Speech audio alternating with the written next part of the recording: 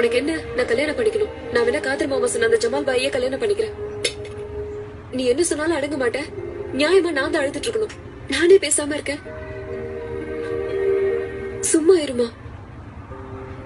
எனக்குன்னு ஒரு வாழ்க்கைய எல்லாம் நாடி இருப்பான். அது எனக்கு கிடைச்சே தீரும். இப்ப சொல்ற கேட்டுக்கோ. இனி எனக்கு மாப்பிள்ள பாக்குறதா இருந்தா எவன் ஒருத்தன் இஸ்லாத்து முறைப்படி மகர் கொடுத்து கட்டிக்கிறானோ அவனை பாருங்க. ரொக்கம் கூட நகை கொடுன்னு கேக்குற எவனையும் நான் கட்டிக்க மாட்டேன்.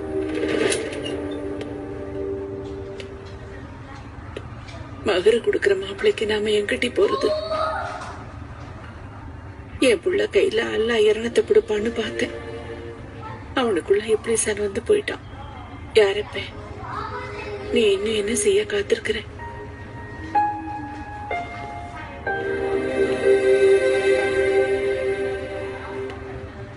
அஸ்ஸலாமு அலைக்கும். உள்ள வரலாமா? வலைக்கும் சலாம். வலைக்கும் சலாம். வாங்க மச்சான். வலைக்கும் சலாம்.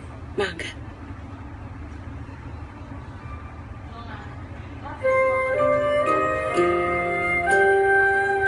அண்ணன் பேசினதெல்லாம் மனசுல வச்சுக்காதீங்க மாமி. நான் மகர் கொடுத்துதான் கல்யாணம் முடிக்கணும்னு மனசுல வச்சிருந்தேன்.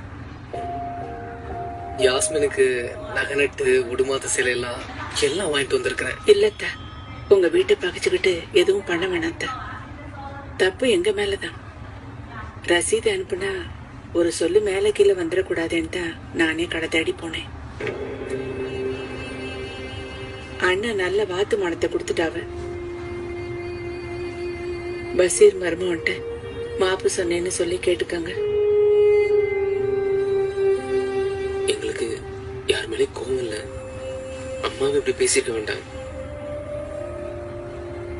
மாப்பிள்ள நான் அண்ணனை திட்டிட்டு தான் வந்திருக்கிறேன். மாப்பிள்ள ஒண்ணு புரிஞ்சுக்கணும். இப்ப ரொக்கம் நான் ஏன் கேக்குறவங்க வேணும்னு கேட்கல.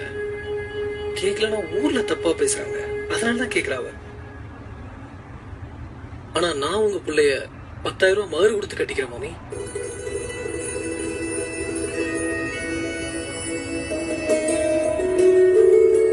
குறிச்ச தேதியில இந்த கல்யாணம் 10 பைசா செலவு இல்லாம நடக்கும். சாப்பாட்டுல இருந்து சகல செலவையும் நானே ஏத்துக்கிறேன். நானும் இல்ல மாமி, இனி எல்லாரும் மகர் கொடுத்தா கல்யாணம் முடிப்பாங்க. இஸ்லாத்தை பின்பற்றி ஈமானோட வாழ அடுத்த தலைமுறை தயாரா இருக்கு. மாஷா அல்லாஹ்.